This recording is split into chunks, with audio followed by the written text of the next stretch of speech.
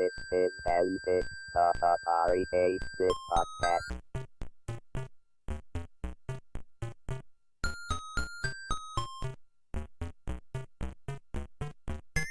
This is Antic, the Atari 8-bit podcast. I'm Kay Savitz. Donald Dickson worked at Atari Research from 1983 through 1984 under Dr. Alan Kay. There he worked in robotics research and development, working on a robotic wheelchair. After Atari, Donald worked at Axlon, Nolan Bushnell's toys and consumer robotics company, and Worlds of Wonder, the company most famous for the animatronic bear toy Teddy Ruxpin. This interview took place on July 27, 2021. If you'd like to see our talking heads, a video version of this interview is also available on Internet Archive and YouTube. There's a lot of people I have to mention, and there's a lot of incidents that happen that kind of tie things together. First of all, I want to mention Nolan Bushnell, Donald Kingsborough, Alan Kay, Brenda Laurel, Jim Dunyan, Chris Crawford, all these guys, these names that flowed in my mind had influence on my life, my career back then in robotics. And robotics is probably the number one question I got asked a lot. They said, robotics? What the hell is robotics doing in a video games company? And I want to say that I have some history that came before all Atari. I had built a robotic system that looked like me. I put my face, a rubber face of me in a robot, and it made news around the Valley, and then it went nationwide. I think it was similar to what would be called, it went viral then, you know? And I made this robot, and I got sort of semi-famous, had some Saudi Arabians back me up to make another robot, and then I got more publicity. Then it all went bust. Short story, I ended up working for Intel and raising a family. I have 2 kids, and they were all babies. And I was young. I was like only in my 20s. I was like 23 at the time. And man, I was broke. Living in California, trying to raise a family in Silicon Valley. There was a lot of money, but paid. But raising a family, 3 kids, was hard. So then I got a job at Intel, worked there for a while. They saw that, hey, you know, the guy that was on TV, put some publicity up, got more circulation of my story. And then I ended up quitting Intel and going to Atari because I liked the video games, you know, it was getting popular. And so slow down. How'd you get hired at Atari? I'm going to get right into that. There's another name named David Small. David Small, he was a cool guy, man. He was a cool guy. And I was always intimidated because I didn't have a degree at the time, you know, and I was like, you know, I was kind of timid that I didn't have a degree, so I couldn't prove anything about what I knew. But he gave me a job as a technician, and I worked at as a technician for like a couple of months, and more news came out. Well, local letter came out at Atari about what I did as a robot, making robots out of junk. I made a robot basically on what I called ghetto technology. You know, that was my brand. You know, whatever I can get to make something, that was what I did. But anyway, so Alan Kay called David Small and said, hey, who's this guy, Don Dickson? I want to see him. So David Small told me to go to corporate and meet this guy named Dr. Alan Kay. And I said, what's a doctor doing that? I mean, I was really naive back then, I got to tell you. And he said, what is a doctor working at a video game company? I didn't know what it was all about. And what's corporate, man? Corporate was like heaven for a technician. Corporate, I mean, I worked at the lowly office, tech office there. So he said, hey, let's have some lunch. And they had a corporate luncheon area, separate corporate luncheon area. And he took me there and asked me a bunch of questions. And he said, what do you want to do? I said, well, I don't know. I told him about my dreams, hopes and dreams in robotics. And then Alan said, what do you think about working in corporate for a while? I said, you know, working in corporate, yeah, I would like to, you know, but I didn't have, you know, I was worried about, you know, being measuring up to what corporate expect. I was just a technician, with a dream, with a dream. And but he asked me a couple of other questions, and he says, how would you? Remember, he asked me, how would I make a robot using Atari equipment? And I told him straight up, man. I said I like working on Atari equipment, the computers, but I think they sucked. Really tell him, because they didn't have any peripheral input and output, man. Like I favored the Apple at the time, Apple II. I had Apple II, and had open architecture, so I can plug in stuff where I can talk to robots, like arms and motors and sensors and stuff. Well, with the Atari, it was good for games, good for entertainment, and for what it was made for. But for somebody like me, doing hardware stuff, extra hardware stuff, was difficult, And I told him that. I was straight up on it. He says, "Well, see what you can do, see what you can do." I said, "Well, what do you want me to do?" He said, "Who do I report to?" He said, "Well, we'll find a place for you there." And he said, just play. I remember he said that. He said, "Play." I said, "Man, I never talked to a superior boss before who was so cool, man." It's like, man, Alan was cool and laid back and everything, and he was talking to me straight up, and he was talking about all these things that I had different language for. And he was talking about logo, talking about logo, being Turtle Graphics, the Turtle Graphics software. Because his main claim to fame, I think, at the time was Smalltalk and Lisp, And he asked me honestly what I thought about Lisp. And I said, "Man, it sucked too." So, I worked on that, I developed that too. I said, "Well, man, I'm sorry, man. This is all those parentheses, curses, parentheses. I like basic. Basic is easy. I started getting, down with him, and we hit it off for a while. And then, so then I ended up talking to him further, and lunch was almost over. And I told him, "Man, my wife and I were really struggling. We're having, our stuff is in storage in over the States. Or, I moved from North Carolina to California to get this job again.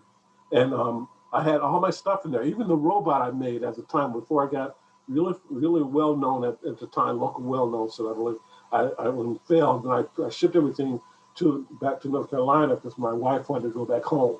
And then we ended up coming back again. But I had my stuff stuck in storage. And I said, "Man, I got to get my robot out of there." I wasn't even thinking about my stuff in furniture. I was thinking about my robot, and the robot's name was Ahmed, by the way. And there's a lot of new stuff on the internet you might find about it. Anyway, Ahmed, the robot, was 7 foot tall, and he arranged for all my stuff to be shipped back, and the robot was brought to Atari. And it was like, 7 foot tall. And everyone was like, "Oh, wow." And I would say, "Who did that? Who did that?" This thing looked like, I had a cape over his head. I mean, to me, a robot's got to be not just cool. It's got to be bad. And this thing was bad. And it looked like a warrior, man. It had the arms, and it had, it had my face. I had my face, but around that I had a crown around it and everything. Then I had a cape behind it. It was bad. It was bad. And it was on a wheelchair. And then, I always said, "Hey, Don, what you got in that wheelchair?" I said, "Well, I got, the motors and the Apple and all that stuff." And it says, how you doing this and doing that? This is, there's some research going on with some really cool wheels. You want to see it? And I said, "What's that? What are you talking about?" I said, "Well, I'm going to hook you up with some guy that's doing some stuff, really cool stuff with wheels. And they were called Omni wheels. There was the guy who invented it was by the name of Bill Law, and I remember going to I can't remember the name of the research area that he was working on, but they were a research group too, and were focused on doing stuff with wheels, those Omni wheels. Omni wheels, by the way, they go in a straight direction and lateral direction. In other words, they can go forward and go sideways. And they're really unique because you can go in one direction with a robot without turning and go to the other instantly. And so he said, check them out, see what you can do with that. Get rid of those wheels and put these wheels on it. So I said, "Man, okay." So I went to there, and I was amazed, man, because it was, they were doing stuff with wheelchairs actually put it in a wheelchair to help the handicapped.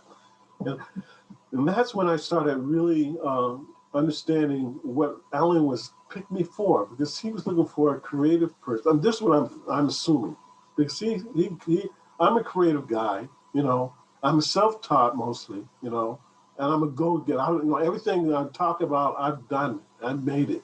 And I'll make it, and I'll know how to tell other people to make it better, people that are skilled, but I'll make everything first myself. And he saw that, I'm assuming, I saw that, and he put me in with a group of people, because when I brought the Omni Wheels over and started working with that, and I started seeing the other guys around there, Jim Dunyan, some of the names, it's been 40 years, so many names I can remember. But I tell you one person I will remember the most, and that's Brenda Laurel. Brenda Laurel, I got to say, hey, babe, I had a crush on your mind. She was beautifully gifted and so intelligent. I mean, the way she explained things to me was in a way that I can understand it in my terms or my level of understanding, and apply it or think about those things and those ideas to my own and apply it to what I was doing or creating. And I can go into that, and I don't want to bore you, but I'm going to tell you about some of the things that I worked on. I mentioned logo. Excuse me? So please do. Please tell me. Yeah, I mentioned logo, and I mentioned the Omni Wheels, and all of a sudden, my thing about robots was not about machines that can do things like steam shovels, mechanical puppets that pick and place things from point A to point B. I was looking at robotics as a technology to bring things to life. The character Ahmed the robot was me, was basically a puppet. To me, robots were puppets, and the robotics was what made the puppets work. And then the intelligence was something else I got into later, and that's when I'll go into logo. But I started when I started mingling with the group of PhDs who I was intimidated with, and getting to know them better, and getting to talk with people, and share the same ideas. I mean, some of the things that I used to think about and wonder about. I said, man, these guys, these are people I can talk to who understood me, and I could still, hey man, I still could say, hey, at the beginning of my sentence, talk about what I want to talk about, and end it with man, still be cool, and still be able to have an intelligent conversation with them. Not always, but sometimes it was raw. And it was like, I think I was the only black guy there in corporate research. So with some cultural things. I mean, most of them were cool, but there was some racism going on in there. Yeah, I was going to ask you about that, because I got an email recently from one of the women who worked there, and she said that there was some sexism that she kind of had forgotten about, but then she sent me a long paragraph about it. And so how was it for you? Well, I'll put it this way. Most of the time I didn't care, so I didn't notice. Yeah. But it was there. And it was there in a way because, here I am in this corporate playground, in this, what do you call it? Was a research center basically with a bunch of PhDs working on different items for the betterment of the company. And here I was just playing around, doing, I don't know what the hell I was doing, man. I mean, I was trying to fit in, and I was still favoring my Apple II, because Apple II it's easy hardware for me to do my stuff. They have peripherals that you can buy that was already done for controlling several motors, and even they had I remember SpeechLab. SpeechLab had even a primitive voice recognition module you can slap in there. It was one word at a time, but it was impressive. I can talk to Ahmed the robot, and he would move an arm, and it was great. But I had to impress these guys, and like one time the first time before I got the larger lab, I was in my office, and no windows. It was dark in there and everything. I think Chris Croft's office was right next to mine. There was another cool guy next to mine. I can't remember his name. but he was doing cool stuff, man. But I had my office, and they said, do something, man. Do something. They gave me an Atari 400, and I said, man, this shit, man. This ain't gonna work. This shit, man. I didn't like the keys. The keys were like elephant buttons, and it was clunkier. It wasn't slick like the Apple, so it didn't look cool too. Right. And then where can you plug stuff into it? You gotta. Everything was concealed, so I can plug it in.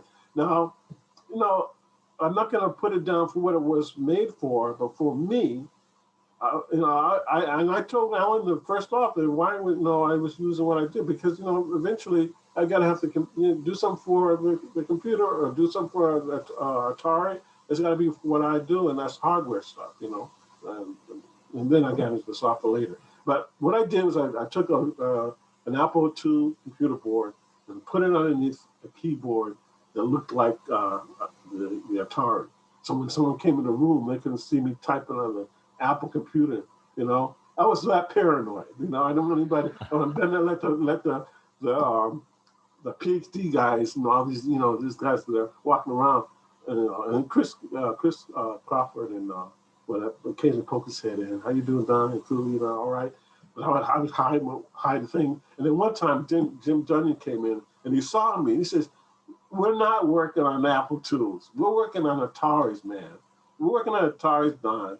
I said, "Man, I can't do this shit, man. I can't do that because this look. What if there's no peripherals I can don't plug into?" And he told me about the SIO. Yes, serial I/O port. Yeah. That's why. And he said, because I told him, I said, where's the inputs and outputs? You can only input in the state. He said, no, that's not true because the pin 1 and pin 2, you can use that as a serial port. And you can do some things with that. I said, well, I wasn't into serial ports. I wasn't into parallel ports. Just directly out. And then he showed, he told me how, he hooked me up some. I think at the time, what's a Jim Lederman. I don't know if it was him or not. But anyway, they said, you got to get out of here now. You don't belong sitting down. You need to work on stuff, And so they hired, the manager they hired, they got me the next larger room, and it was a lab. And I said, man, I need some real help. And who else better I can think of than my brother, my brother Ronald. And we happen to be twins. I'm a twin, by the way. And my name is Donald. His name is Ronald. And I say it's like R&D, it was a good hook, man, So then I said, Ron, what you doing, man? And he said he just happened to be working with a company called Microbots. They made a small tabletop robotic arm that worked with the stepper motors, and it had a keypad controller that had memory. And you could step it, and it was pretty damn good. They had two types. They had one was called, the bigger one was called Alpha, and the smaller one was called I forgot what, Microbot arm. I don't know what it was, but I said, man, listen, why don't you join me?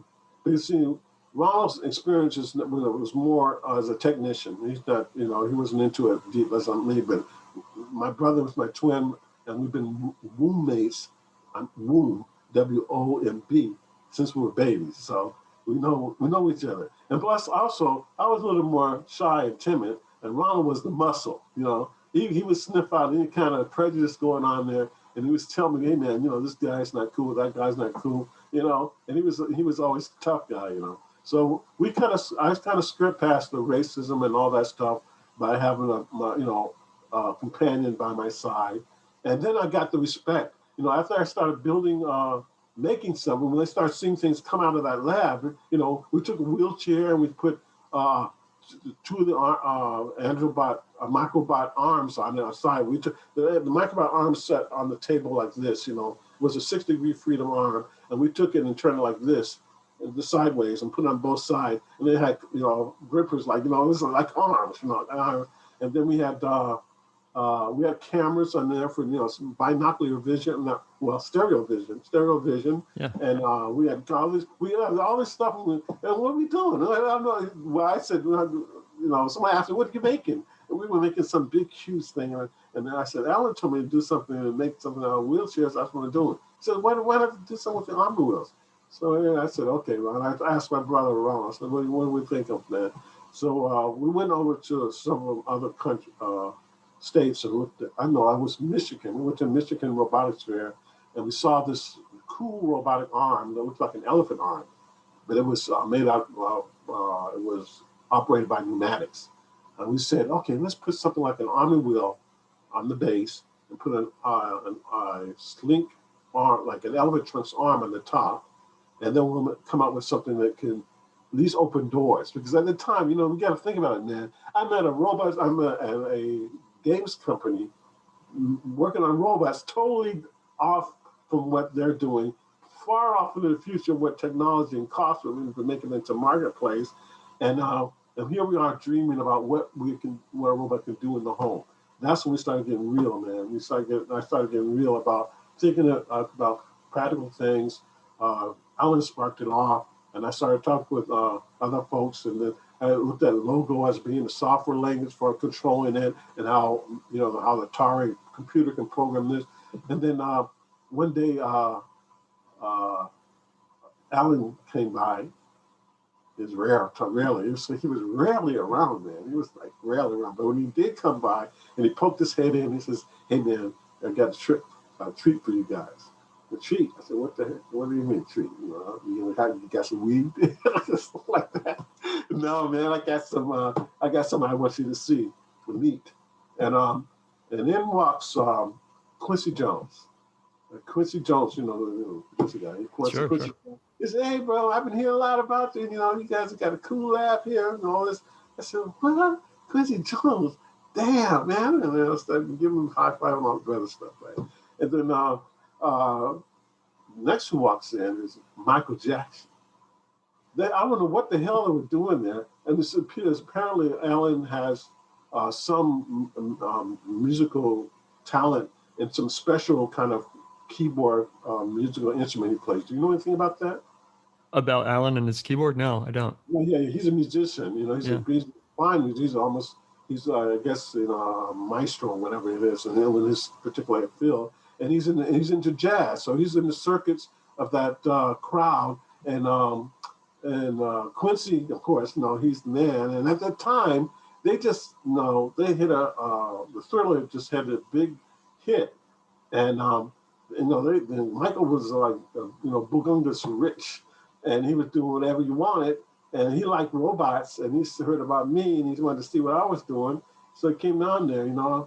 I was impressed by Michael. He was cool, man. We talked around with him, we jacked a bit about robots and all this and that. He was more into the fantasy type rock robots, like almost like them fighting and all that. I wasn't into that. I was talking about doing stuff like bringing a creature to life, something like that. But it was brief, but we talked a little bit about his interest and what I was interested. And I was like, I was saying to myself, or I was talking to him, and then I was saying every 5 minutes to myself in my brain, "Damn, I'm talking to Michael Jackson." I'm talking to Michael Jackson, Thriller, man, And Ronald was saying, Ronald was there too, and he was like, man, this guy ain't shit, man. This guy ain't shit, man. It's just Michael Jackson. We were more interested in Quincy Jones. Quincy Jones was like, he was just like so not just cool, but he talked to us like he was an uncle, man, Because I was telling him, man, I don't know what the hell I'm doing here. Somebody came by here and I saw Alf, Ahmed the robot, and said, Ahmed the robot had, his eyes, he used to make like a rubber mask of my face, but his mouth looked like, he'd been in an auto accident. He had one eye missing, so I replaced that with a Polaroid rangefinder sensor. So he had a patch on his eye. He looked like a pirate, and it was really scarred up, and it looked ugly, man. It was my face. And somebody walked by to them and by one day and saw Ahmed at the door, and they said, "Man, that robot was just like you." But they were saying it sarcastic, like that. I thought, oh, man, I felt bad about it. And I told Quincy about that. He said, "Sure, it looks like you, man." He said, "Sure, it looks like you. Because you had your hands on it." And man, I'm telling you, that really hit.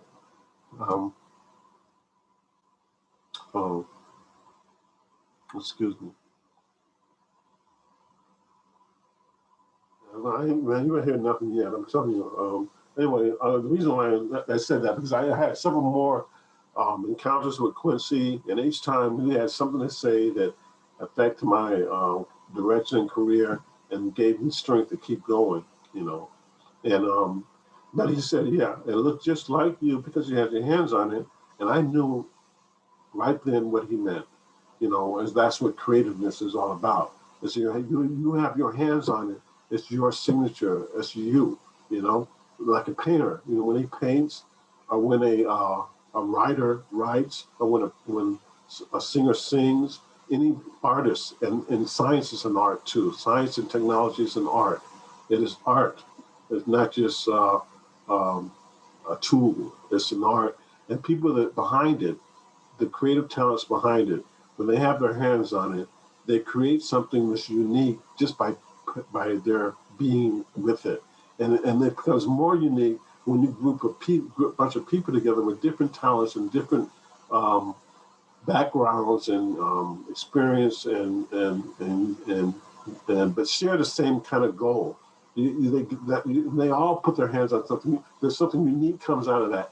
Man, when Atari crashed, man, it was like, not crashed, but when they fired everybody, it was like death in the family of me, man. It was like, I knew where it could have gone because, man, I hope not diversion too much, but getting back to Quincy, when he was there and Mike was there, they went and toured Atari. They saw all the people do it. It was just us. Alan brought him to us directly.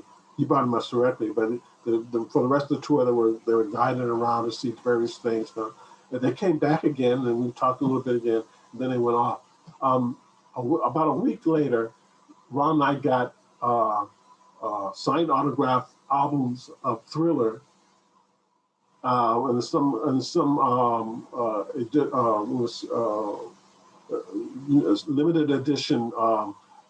Recording of E.T., Michael Jackson narrating E.T. He signed that and said, "Hey man, you guys were great and all this, was fantastic and everything." You know, I said, "Yeah man, that'd be great." And Ron would say, "Yeah man, that'd be great if you give us some money, man. You know, that's what we do." You know?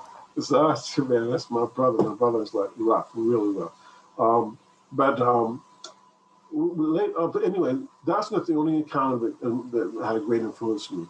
The next person I met that was brought to me by Alan, directly by Alan. Alan was, man, the guy was more than a genius, man. He had insight.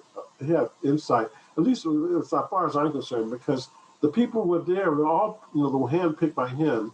They all had different talents, but we all had something connection together. We were working together from natural inspiration, and he knew how to kind of pick that out, just like, I guess Quincy was to Michael, he picked the right people, right? And anyway, so Alan brings another guy that I was blown by because I couldn't believe he was sitting in my chair. And this was Jim Henson. He brought Jim Henson into my room. And I said, what?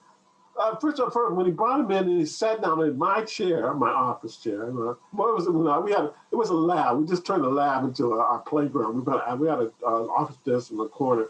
And I had my nice chair, and it was motorized. So I may put some motors on it or something. and so he sat in my chair, and he says, "Hey, what's this guy's up to?" And I just couldn't think about it. I said, "What's this white man sitting in my chair, nasty as beard, scrappy looking?" And then Alan. I didn't say this out loud. Come on, man. First of all, I said, "This guy is special. You know who he is." I said, he introduced himself. And I said, "Oh, from Muppets." She said, "Yeah, I see you're doing things with your face there on the robot, and how you control it." And he was asking me all this thing, how I was controlling it. I said, "Well, I'm using several motors here, a little this and that, spitting glue." And I basically showed him that I did this. I was really proud of how I took stone knives and bear skins and made them into something that worked. That's what all my my techniques were. And usually I come up with some new kind of thing too, from creating some out of what I didn't have. But I explained that to him, and he would say, "Yeah." And it was really quiet, but he was subtle and talking, and I can't remember the whole conversation. I just remember him saying things about puppetry and how it affects how they get emotions out of just moving the head like this, like that, and subtly things. And I took now I listen. The things he was saying, I don't remember the whole conversation, but they stuck to me because I always thought about Jim Henson when I was developing my character robots, and I'll get into that in a second. But he told me about expressions, making the facial expressions, and also about exaggerated expressions on his puppets. And that you don't need a lot. You can do a lot with just one motion. You can do this, and I mean, I said, why did you guys tell me all this stuff? I said, well, that's cool. It's nice. And first of all, Jim Henson, I admire him, but he wasn't like Quincy Jones. He was so, but he was still cool, man. It was like these guys come into my lab and see me and my junk. I had Ahmed, I had the Ahmed wheels, I had a wheelchair, and had some other stuff. A bunch of everybody seemed to have some junk to put in my lab. Like they were doing some. Somebody had two mirrors and two TVs, and they made 3D out of using two mirrors and two opposing TVs. They didn't have nowhere to put it, so I put it in Don's lab. Yeah, man. So that was cool. So I take from that because to get into the technical side of what I was doing there is I was trying to find myself and coming up with something that would be useful as a product for the first time, not just making it because I liked it, but thinking about what can I do as a product. Only thing I could think about was making something that could talk, and blink his eyes and say something and maybe move around. So I started looking at logo, and I started looking at Lisp, and I started reading what Lisp can do. And then I started thinking, this thing wasn't shit after all, man. This was actually some badass software that can do things with language. The cars and the cutters and all that stuff about taking apart the sentence. Because I was just, man, I'm self-taught as a computer whiz. I do my own program. I know I do all my programming. I'm all self-taught, but I didn't know how to understand the language of recursive language until I started reading Lisp and Logo and looking at how the first program they had in one of the programs, interpreting program, was the animal program. Yeah, it was the animal program and also the doctor program. Those two different programs showed how a machine could appear like it was thinking or talking. The animal program being, I'm thinking of an animal. Oh yeah. Let me tell you, explain. The animal program is a simple program that keeps adding nodes to its yes and no answers. Like, does it have feet? Does it have the web feet? Does it have feathers? And then yes, no.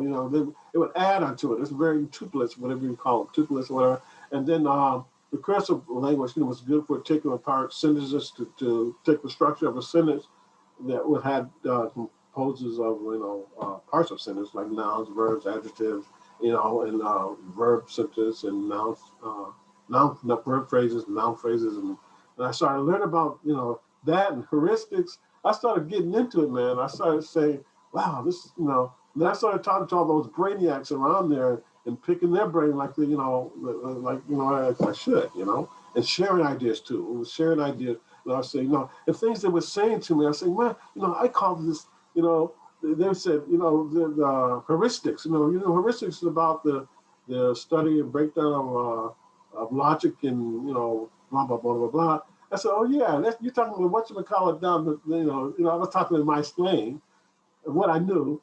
I said, oh yeah, that's what I was thinking too, man. I mean, let me read some more about this. Hey, Alan Kay's named on this thing, man, too. Damn. I said, but so I got into it even more, and I haven't stopped, since, man. I've done some incredible things from that started. I was doing a lot of stuff before then, but it was like ghetto technology. And after that, man, I was bad. Because I got the knowledge from those guys, and I got the experience, and I got the tool. Plus, I had that. They had a lot of money. They gave me I wasn't kidding. I could just play there. I think I was probably the only one playing there because everybody else was working on product. It was even what's his name? Jim Dunn came by, and he would always come by often. I usually have a great time with him. He was always kidding us. But he always says, why don't you guys get to work? What you guys doing, man? You get to be working on Atari stuff. What are you doing, players? So, well, this is what I want to tell me to do, you know. But yeah, so it was a wonderful time, you know. I can never forget it, man. I tell you. And I can go. There's a lot. I know there's a lot. Let me just mention again the names that influenced me. Donald Kingsborough, who went off to start Worlds of Wonder.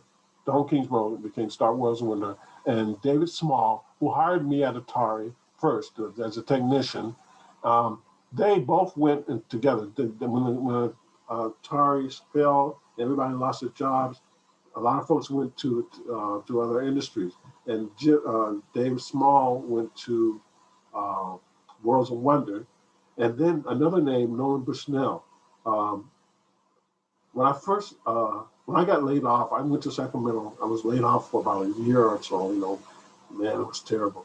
And then I wanted to get back in the game, man. After that, playing with the Atari lab. When I went back to Silicon Valley, man, I had just enough gas of the getting to the drive, the parkway of Nolan's company. What's the name of it? I don't know, come to me in a minute, man. 40 years. Let me give it to. But he's had a company to start Androbot. You ever heard of Androbot? Yeah. Okay, Androbot. And he was getting the robotics was just getting into the works now. It started becoming the vernacular, the words were getting Axlon. Axlon, man. I'll tell you, we're getting old, man. Getting old. Okay, Axlon, and so I actually went into his office, and I was so poor, so broke at that time. I had the kids in the back seat, my wife in the front seat with me because we had to. I wanted to make sure I can get enough money coming back, or get money for food that night. We needed food that night just to feed the family, you know. And I was hoping to get a job there. I had to get a job, so I took them there so I could stay there long enough, you know. A couple of days I had to wait. You know, I filled out a part of the application at the human resources place, and I waited. I told them I was waiting outside, and then they told Nolan again that they needed to see me because I was not going anywhere because I couldn't go anywhere. And so I went up to his office, and I said, "Man, I'm into robotics, and I'm starting to get into AI, you know. But the thing he asked me, why did it fail? Why did the work fail at Atari?" And I said, well, I guess, you know, it's not technology, the electronics and software was just not up to what the dreams that I had for it, and not practical as a product. And he said, you're right. But the technology is there. We just got to reduce it, you know. And he says, you know what we got to do? We got to sell them robots, and we got to put it in something plush. And he pulled out this teddy bear. It was called AG Bear. You know, we talked to it, and we would talk back. And he said, we got to fool them. And he was like B.T. Barnum. He reminded me of P.T. Barnum. You know, P.T. Barnum? Sure. Yeah. From Ring Buzz, yeah. You know, Sucker born every minute. Yeah. He was a great guy, but he was a salesman, and he was, you know, not a con man, because he always told them what people thought they wanted, and they enjoyed it. But Nolan was good at talking and selling his stuff, man. He knows how to, not only that, but he knew how to get you worked up so that you follow on what he's doing. And I said, man, you're right, man. You got to think. I can't think of like a PhD. We got to get down to make some money, you know. And he said, where do you want to work? I said, well, you know, I'm not an engineer yet. I can do technician stuff, you know. And I just, you know, if you want me to really, for practical purpose, I probably work best in customer service, where I help and repair returns. So that's where he put me. And I did really good there. I did very well. I was there for a couple of months. And then after that, there was an opening for a technician and researcher. And there's another guy, the name can't escape me. But I ended up going to the it was not like R&D at the Atari. This was research for how to get the price down. Yeah, that was his research. Research research this and find out where you can get the price knocked off this product till it's down to the pennies, and then come up with some idea off of that. So I was put in that research group, and then I started seeing what I love, man. Microcontrollers that can control things, not an Atari that was closed to fixed for one thing only. I started seeing devices and parts that I can play with, and I started on the side of trying to reduce the cost on the product. And there was a product called Petster. It was two many products, Petster, and it was a robot cat. It was a cat on two wheels. You clap your hands, and it would go left or right, depending on and you talk to it by the number of claps. Pretty damn clever, And that was what I loved about it. So, but all these devices were there, and they were affordable. It was a toy, but it was robotic technology, man. Sensors, feedback, communication, mobility, sensors. That's robotic technology. And so I'll put in there. Now, it still wasn't useful other than for entertainment, but it was still a practical robot toy. And it was robotics was getting components were getting cheaper too at that time, and so there was this boom of high-tech toys. That's when the high-tech toy industry started being named right around that time, I think. And so I started experimenting too, man. I made a ball and put a sensor in there, and I Pester with a sensor in his nose, and they would chase the ball and push it and roll off. And of course, the sensor would pick up the ultrasonics over here, and it would go in that way. So it looked intelligent. It looked like a cat was playing with a ball. And one time, Nolan comes in. He was smoking a pipe at the time, and you could always tell when Nolan was coming because he could smell his pipe. So he would come in, and he said, "Who did that?" And everybody looked at me and said, "Donald did that." And he said, "What? You come here. You come over here. You're going to do developing products." And that's when I started working on my own ideas with toys. I came up with a lot of ideas with toys. There's a lot of minutes coming back. I know. So anyway, at the time, I was being headhunted by people, in the industry, in the toy industry, at the time, So one time I got a call from David Small, and they say, "Don, what you doing, man?" I said, I'm working with Nolan. He says, Nolan, man. At the time, I don't know why people didn't like Nolan for some reason. Some folks didn't like Nolan because they always got the better of them somehow. I call him a good businessman, to me, he's a brother on the streets of technology. He's a brother on the streets of technology. He knows how to make money, and he knows how to make product that people want. He created the industry. He created a video game, And what's a coincidence, I ended up working with him after Atari. But David Small called me up and says, "Don, why don't you come here to and look around what we're doing here with WowWee, man. I think you're going to like it." And he was at Worlds of Wonder at the time, right? I said, did I say WowWee? That's years later. Worlds of Wonder. Worlds of Wonder. And they were doing Teddy Ruxpin, and laser tag was a big hit there, And I was just, I know that. Before I went there, I got to back up. Before he called me and I heard that we were doing our own version of a Teddy Ruxpin called Gabby Bear. Gabby Bear. It had a magic button you turn it. It was crappy, man. You put a tape in the back of it. It was really cheap. The content was lousy. Man, it looked like ugly. It was an ugly ripoff of Teddy Ruxpin. From what I've seen, from when I first started working, because I've seen it on the commercials and everything, and I didn't know Small was working for that company. So he called me and said, "Hey, man, come and interview here." And I had a lot of loyalty for Nolan. Man, I really loyalty, because when I was, on my feet, off my feet, and he helped me up, and plus, you just give me a lot of chances. But I was getting ready to get the itches to do something more. I wanted to do something more, and I wanted to. So I just make toys. I want to make something really, really. What I thought was cool, not just from somebody else's directions, but my own directions. So anyway, so I went to Small, interviewed with him, and he gave me the job on an R&D developing. First working with Gizmo. Gizmo was again of a guy who was a chief engineer who was pretty well known. Anybody that knows when I say Gizmo, who worked at Wells Wonder knows what I'm talking about. And I can't forget his name too. But I sat next to him, and they called me Little Gizmo because I worked with him, and he basically, I was like little me, mini me with him, because he was a senior guy. I was a lower associate engineer, and but he started letting me play with some stuff and tell me about physics and teach me a little things and that, and I picked up on a lot of it, and I said, I wanted to. They were trying to get something beyond laser tag. And I said, what would be better than laser tag? A flying target. A flying target, man. A flying target. I mean, talking about something flying.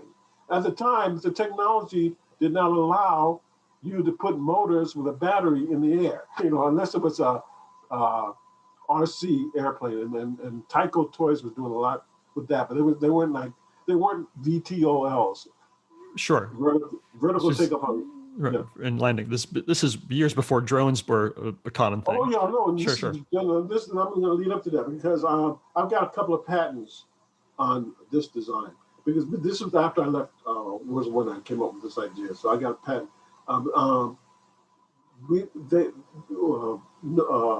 Gizmo was working on using water pressure.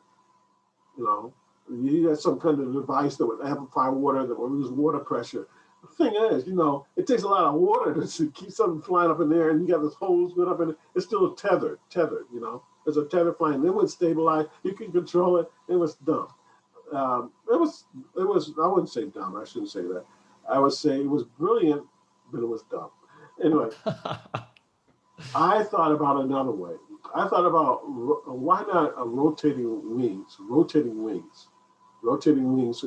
that if you had rotating wings, because I was thinking like a ghetto technology. Hey, think logically. Airplane goes this way, what if it went in circles? All right, rotating wing. So rotate it fast enough, looks like a flying saucer. Put lights on it, it's a lighted flying saucer, and it's hovering in the air. So I made that, and but I drew that. I did not make it because I was working at World's Wonder at the time. And I was ready. I was getting the itch for saying, man, I'm tired of making other people rich. I want to do this myself. So at the time, I was doing. I had so many ideas I wanted to do, but I couldn't do it myself. And my wife was looking at me like, "You crazy? You better not leave your job. What you gonna do?" I said, "No, I gotta do this. I'm gonna do this." So I'm not going too long, man. But I ended up leaving that company and still pursuing my flying saucer concepts. And I kept tinkering, and I finally made a rotating flying wing that had an auto pitching wing. So when it flew in the air, it would hover in the air, and then when the power died out, the wings would, it would do counter rotation. It would still rotate in the same direction, just like a helicopter wings does when it drops, But in this was, it was just the wing. It was two pivoting wings. Basically, it was a helicopter blade, just a helicopter blade. That was the first design. It was a helicopter blade, and it had two prop propeller wheels on it. Look it up on I got a patent on this on the internet. But it was bad, man. It was. I would say it was. I was one of the contributors to the first VTOLs, battery powered, because. Listen, man, God dang. I just remembered I worked with a guy between Atari and Actalon. I hooked up with some of the escapees from Atari, and they hooked me up with a guy named Paul Moeller. That name is Say again, Paul what? Paul Moeller. Moeller. No, I don't know the name. Yeah, okay, Moeller. So Moeller, he's famous for it's called a speed trap or something. It's a muffler for motorcycles. He had a manufacturer. He's a rich guy from Almonds, I think, like that. but he's also an inventor. And he was, a little wacko inventor because he'd been working on a flying a real flying vehicle for since the 60s. Never really got off the ground. And you should look this up on the internet too. They finally got to the point that it started looking cool, and the technology was getting close to what it would take to control electrical motors. Well, this is gas turbines, but it was still how to control the thing. He was getting close. He was like one of the pioneers in that, using the sensors and that. And I ended up working with him. And I started developing things. And he took the name, but I can tell you this, man. I was the first to give name to the word aerobotics, because when I started working with them in creating, helping them develop, I did not create or invent any of the technology for VTO at the time, but before this came later, and how to do it without using blender blades to keep it up. I was using a slowly rotating wing was safer than blending blades, but he was using blending blades, 4 of them, in the shape of a donut that had some aerodynamics to it and some stability, but it was still tethered. The powder was still tethered. And I said, hey, man, why don't you call that aerobots? Because, it can do stuff in the air, maybe having a little arm on it with a robot on it. That's what I was thinking. So you put the name aerobot in there. So whenever you see that name, aerobot, that's where it came from, because I gave him the tip on that name. All right, nice. back to the future. All right, so I ended up leaving Worlds of Wonder. I started working more on the rotating flying wing, and I get some funding for it. I mean, some guys out of some real estate, they came and gave me money, man. And they even bought me a house. They bought me a house. These guys were in real estate, so what's the real estate? It was in Michigan, but I moved to Michigan at the time. After I moved to Michigan, and these real estate guys say, sorry, they were young too, and they were really successful and with their business, and they saw me. I was on TV a lot. I always call somebody, hey man, this is a cool guy. It would make some flying sauce in his backyard. You gotta go check him out. Click. That was me. But they would call, the newspaper would come, and I would get free advertising. The newspaper coming. Anyway, so they saw me and they gave me money, and I ended up being more independent and just doing my own thing, man. And then I called up David Galoob, the Galoob toys. Sure. Yeah, because a couple of times I asked him where job. He said no, and he was independent. After that, I think Galoob failed, or he got sued, or his company got in some financial trouble. He had to leave the company and do his own thing. And I started doing some projects for him. Vacuum clean. I made a robot vacuum cleaner for him before robot vacuum cleaners started coming out. Hey man, I'm gonna take the credit when I say credit is due. I did it first. It didn't look the same. It wasn't like a flat hockey puck. It had a little upright, and it did have Omni wheels on it, and it was super expensive, but it was a vacuum cleaning robot. And I said, man, let's sell this. He said, nah, it's too expensive. I went on to my career creating things. Now I'm bringing it up to present. Can we go into that? Yeah, sure. Okay. This was 20 years ago, because I've been in Korea. I'm in Korea right now. I've been here for 20 years. And I came here for the specific goal of doing one thing, and that is developing a robot called Alpha. I'm not even calling it. I hate calling it a robot, because the term robot is the technology I use to create the things I want to create, which are character robots, And this character robot has no arms, because it's not manipulating things. But it has a lot of technology in its face, because I spent a lot of time thinking about what what's his name? Muppets guy. Jim Henson. Jim Henson. Think about what Jim Henson said to me about facial expression and getting emotions out of slight action and all that. And I was thinking, about the robotic arm that Ronald, my brother, company working on, it was a stepper motors with cables, and thinking about robotics being just puppets, man, character robots being puppets. And I started thinking, yeah, Disney actually had this idea first. Disney was really a brilliant guy because his thinking about animation is the same about animation in the real world. Animation on the flat screen, they're bringing animation to the real world. That's what the animatronics was all about. And I said, oh man, that's what I'm doing. And I'm putting intelligence to that. I'm taking AI and I'm marrying it to the art of robotics to create a character to bring it to life. And that's what I do. I mean, I've been trying to find myself. People say, hey, he's a robot guy. He's a robot guy. Man, I don't like robots, man. I don't think I made a real robot in my life. But I have done a lot with technology. I've done high-tech toys, and all different types. I've done, the aerodynamics things, that's robotics too, aeronautics. But a lot of bringing the characters to life and making it intelligent and having to do things for children, because that's why I was in the toys. I'm a big kid myself, and I love toys, man. Who doesn't love toys?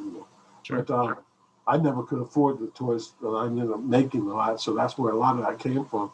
But the character I have now called Alpha started off with that idea that I had with the Omni wheels and that snake arm. It was like an elephant arms, and I put on top of it when to open a door. I was thinking, I wanted something to be flexible. I want a flexible robot. I want a flexible machine that's not threatening to humans. That's that can be with humans naturally. Smooth and the soft, and then a soft robot. What? I think a lot of memories coming back. I remember Alan telling me about this. He was saying, Donald, you got to think of soft robots.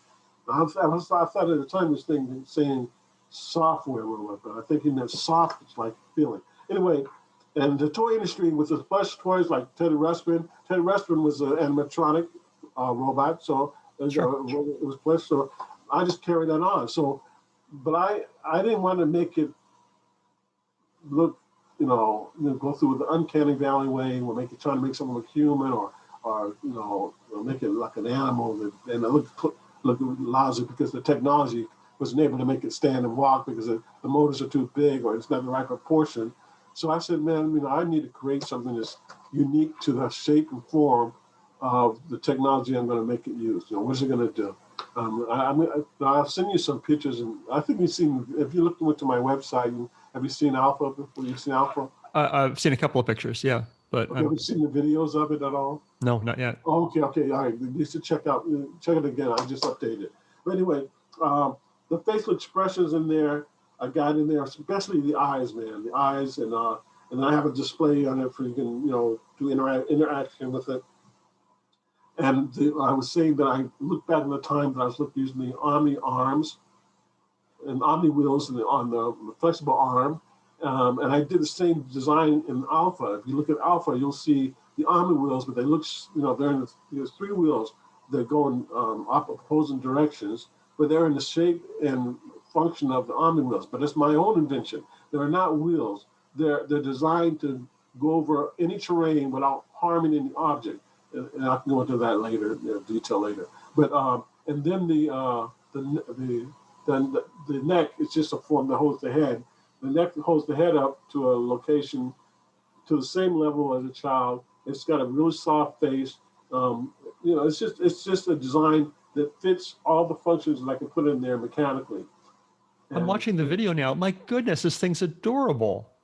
Yeah, I studied a child's head. I actually designed the head to look like a child. If you turn to the side of it, you turn the head to the side, it's got the same dimensions as a child's head. And is this a prototype, or is this a thing that is actually for sale in Korea? I've been working. It's just a prototype. There's a prototype you see now, but it's designed to what this looks like. But I've got investors now looking at it to put it in the school.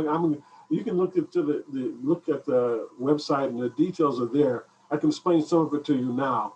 But the main thing I found is I found a home for my work in education, because using puppetry, you can communicate with children a lot easier when you have a surrogate like a non-threatening character, like a cartoon or a plush toy or a nice speaking robot.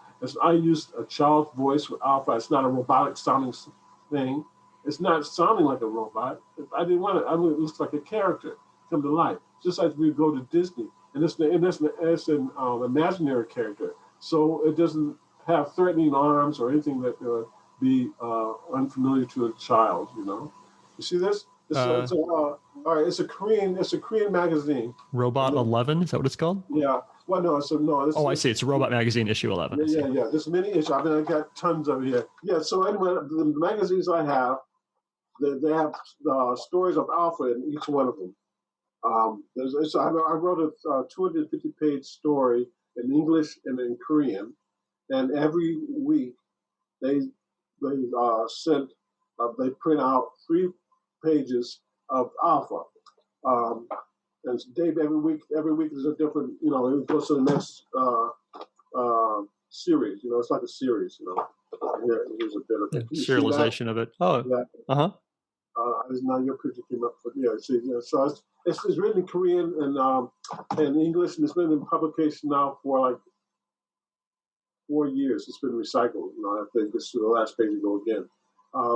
And it's been, it's been kind of popular here in Korea among school children. They're very big up in learning education, especially English, and also into robotics and mechanical stuff out here. They're really into that. But I'm in making a deal with this guy called Julia Gabriel Schools in Singapore. And they are famous for educating children under preschool, nursery school age. I'm talking about like from like 8 months till 4 years old. Young children. They have a program, especially guiding to teaching children of that age. So what they call it. Pre-adolescence education, something like that. And he wants to use technology to help them, and also not just learn to speak English, but to help and verbalizing words naturally by natural conversation, sounds. And another long story is I started a company called Creative Robotics, and was very successful in getting a company here in Korea called Cymex to help me make Alpha. Matter of fact, I made Alpha here in Korea, and I got investors out of Singapore to back me in the development of Alpha to this point, to this level. And it was a lot of work developing the prototype, making the prototype. But I proved the concept, and the guy that was the major investor of this, we worked out a deal where we started when he left the company to start another group with his educational company, and he wants me to work. We're negotiating now where I can bring Alpha and other technologies, reading technologies, to his schools. So that's where I'm at right now. Looking for money. Nice. Well, I'm glad you've kept busy and you've kept in the industry that you seem to love all these years. Let me tell you something. With this pandemic going on, it's changed a lot of what technologies used to be that considered that not, I wouldn't say useful, but not just slowly start up, like e-learning and then remote learning. I mean, right now it's getting so that children are getting used to being educated remotely. And this, in some cases, is effective.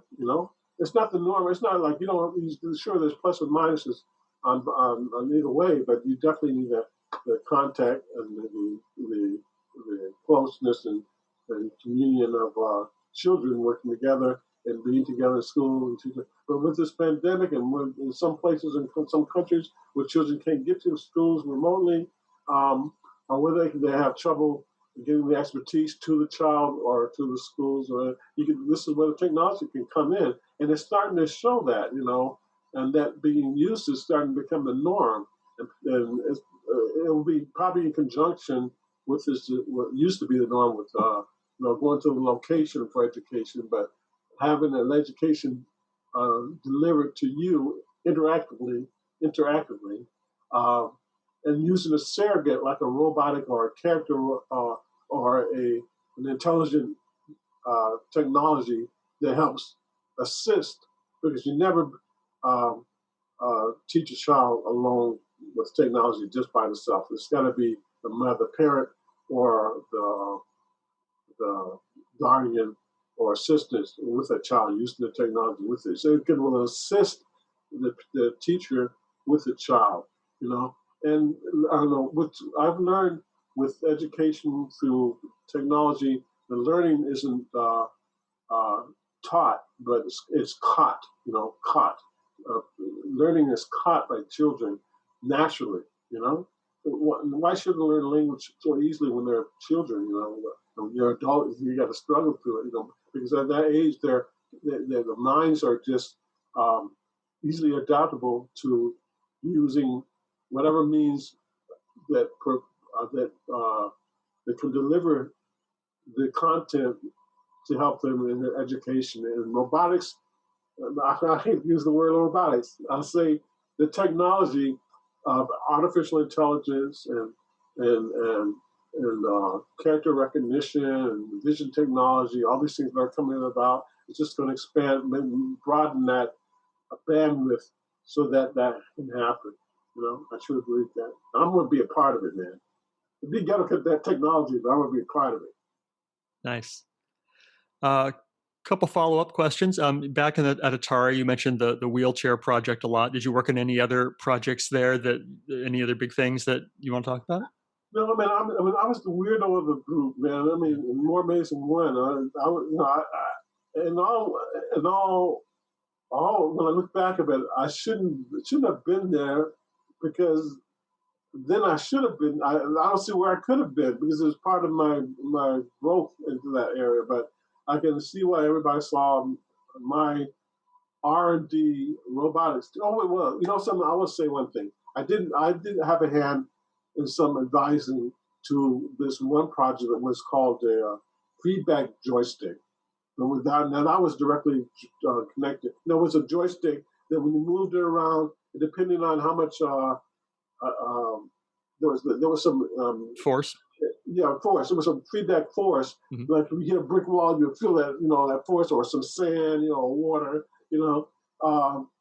So I was there with some little hand. I don't forget who was on that, who was the major person on that project, but I remember being, you know, not involved. I want to say this: I had very little to do with it. That's the only other thing I can say.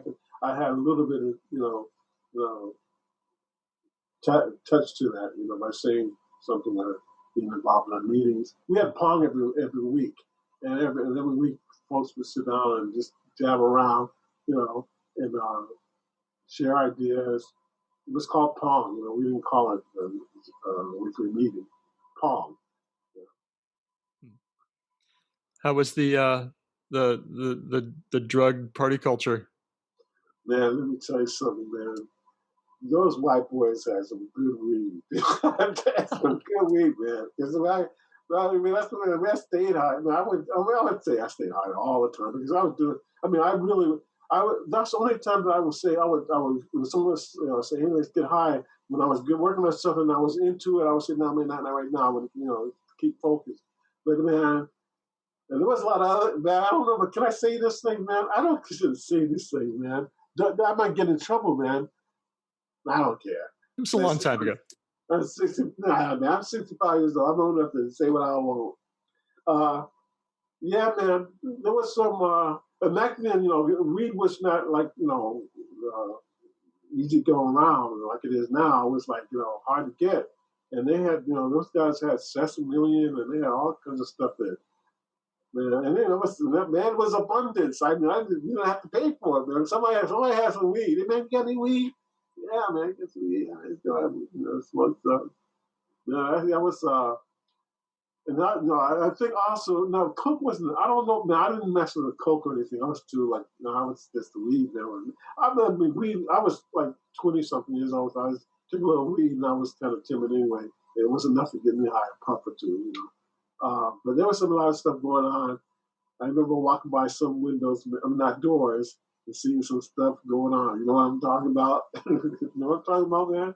Huh? I think I do. I think Yeah, people doing cocaine off the glass top of a battle zone and that sort of thing. yeah. I would say they were doing some in and outs about that. Yeah, yeah. You know, yeah. So yeah. It was some. Listen, man. Like I said, I had some. My one. I had myself. Man, I was a faithful man. You know, but I did have a crush. Like I told you, I had a crush on Brenda Laura's brain. See, I loved her brain. I love her to this day. She's a brilliant lady, and I love talking with her. She made me feel really at ease. She was like a big sister to me then. You know, a lot of people really know about that. Oh, that's so awesome. How did you find me? Because you commented on one of my YouTube videos.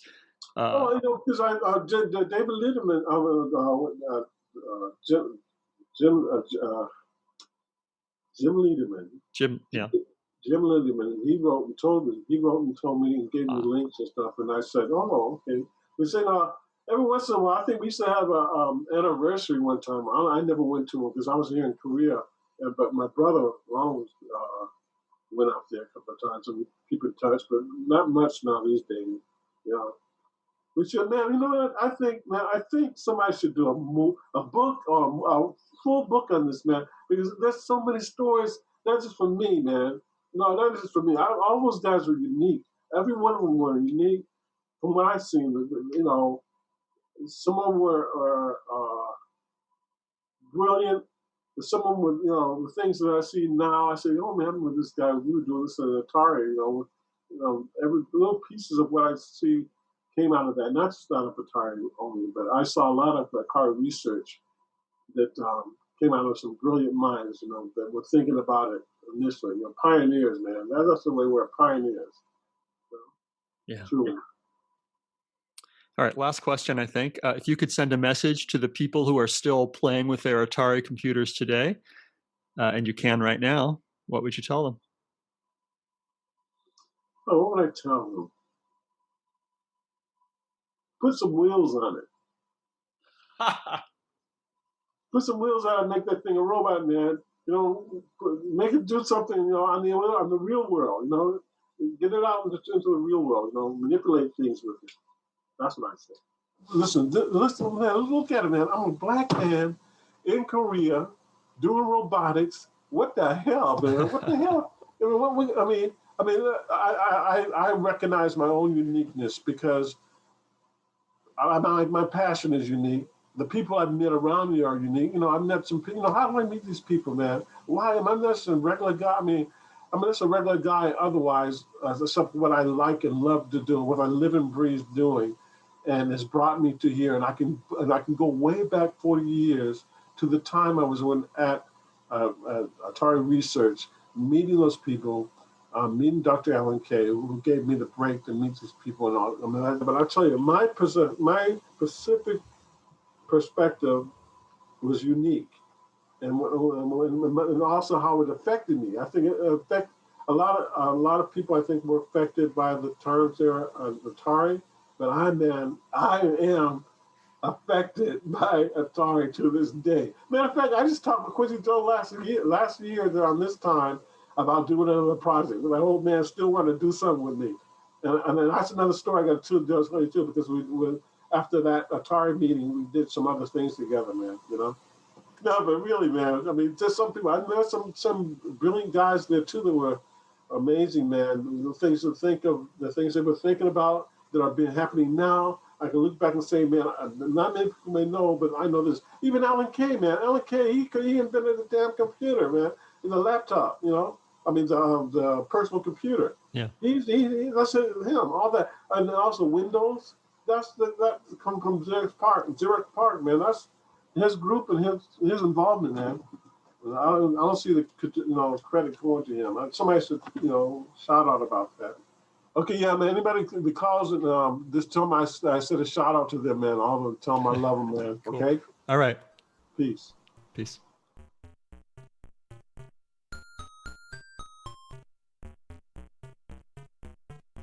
If you enjoy these interviews and would like to contribute, make a tax-deductible contribution to the Internet Archive, a nonprofit digital library that has done incredible things to preserve computer history. Make your tax-deductible contribution at archive.org/donate.